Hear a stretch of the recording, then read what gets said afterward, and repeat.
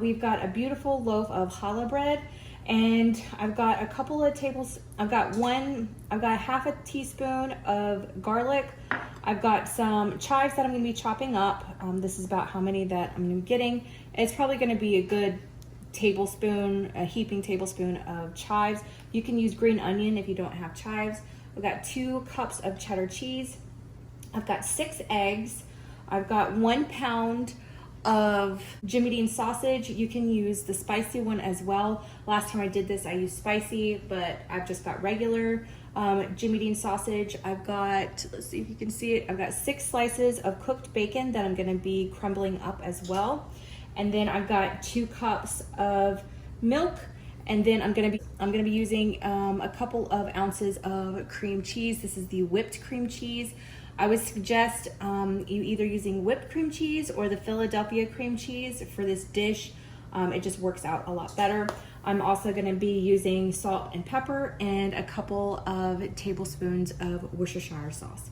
So let's get into this. We're gonna be making the custard part first and then adding in all the other ingredients.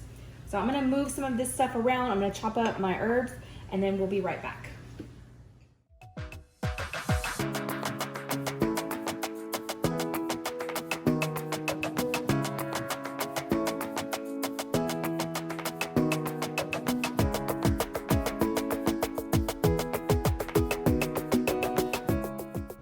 Okay, we've got our eggs in there. We're gonna go ahead and pour in our milk as well.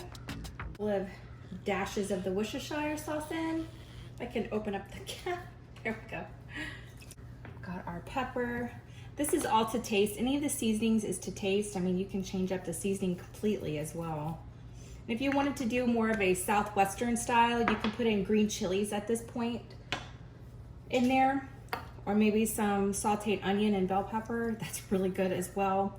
Another thing that you can do is pepper jack cheese. That's really good. I've done it that way before. There's my oven. Okay, and give that a good whisk. Okay, and then I'm gonna go ahead and take out a couple of ounces of the whipped cream cheese.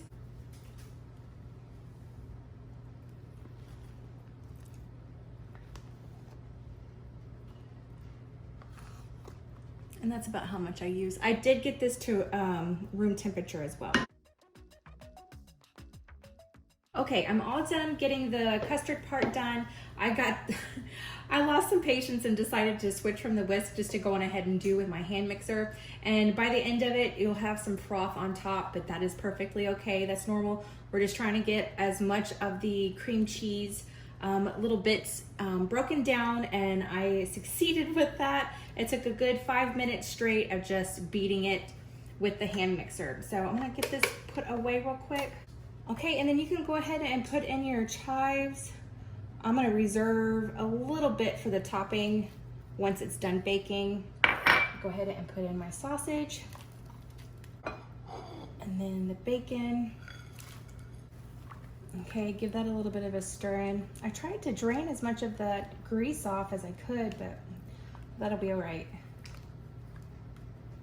Just like that. Okay, and then put in our cheese. Okay, and if you can't find any challah bread, you can use a French loaf or a nice crusty bread will do. About an inch a piece, something like that. Okay, I almost forgot to get out the casserole dish, and I went on ahead and sprayed it down with some Pam, or you can do some butter as well. Okay, so I'm just gonna get this cut up and then toss it in. And if you've never had challah bread, it's kind of on the sweeter side. It kind of reminds me of a brioche bread.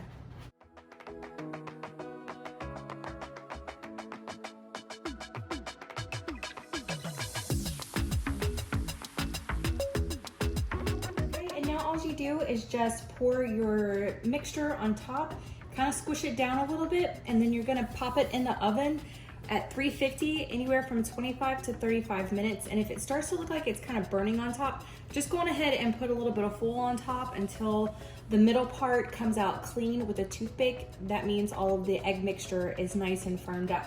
So here we go.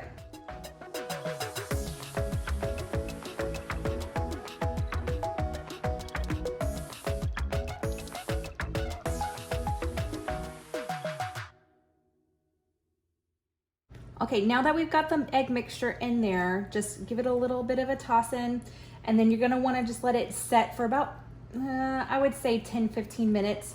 If you want it set longer, go ahead, but I usually like to do anywhere from 10 to 15 minutes to let the bread soak up.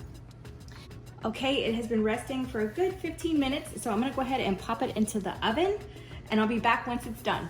Okay, so I just pulled it out of the oven, and as you can see, it's nice and puffed up. All the egg is puffed up, and it is done. I'm gonna let it sit for about 15 minutes, and then I'll cut into it, and I'll show you what it looks like once it's cut into. But that, I'm telling you, it smells so good. Oh my goodness, I can't wait to eat it. It is ready to be eaten. I've already gotten a piece and my eldest got a piece. You can see in there like all the cheesy gooiness is in there. That egg is set up and it looks just like a beautiful bread pudding.